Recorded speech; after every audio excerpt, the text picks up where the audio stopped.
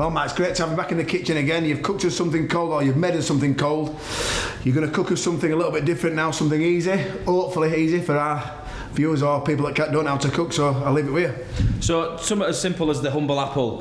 It's quite a famous dish and you see it in a lot of fancy restaurants, but it's proper simple. So it consists of apples, pastry, butter and sugar, and that's it, and a little bit of thyme.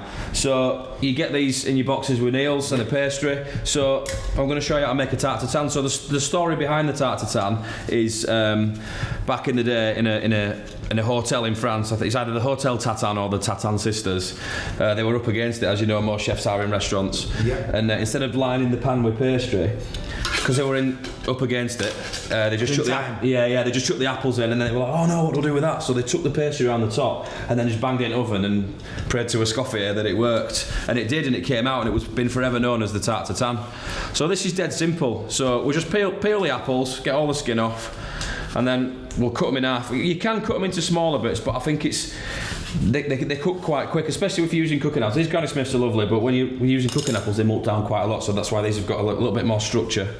So just cut down the middle, and you've got the core. You can get what's called a Parisienne scoop, or a melon baller, as you and I know it as, and take the bottom out, but not everybody's got one of them. So if we just get a little teaspoon, and just gently, just pop out the core, you get rid of all them pips. So the Granny Smiths will do the same job as a baking apple? They do a better job as a baking apple for this, yeah. So you can cut them into smaller bits, but I like to keep them whole, and then we'll line the pan all the way around, then we'll cook them, and then we'll chuck the pastry on, and fingers crossed, we'll have a lovely tart.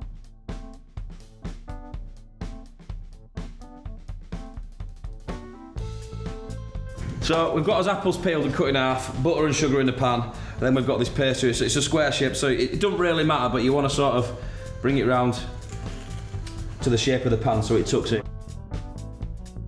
So what we want to do is just sort of lay it over, and then just tuck it in round the sides. And what that should do is when the butter melts and the sugar caramelizes, it should create like a little pocket of steam so the apples cook a little bit. And then over to the stove. Just a nice medium heat on a small ring, and then that'll just sit there nice and tight, just ticking over. And then you'll see when the sugar starts to caramelise with the butter, it'll bubble around the side of the pan, and you know it's time to go in the oven.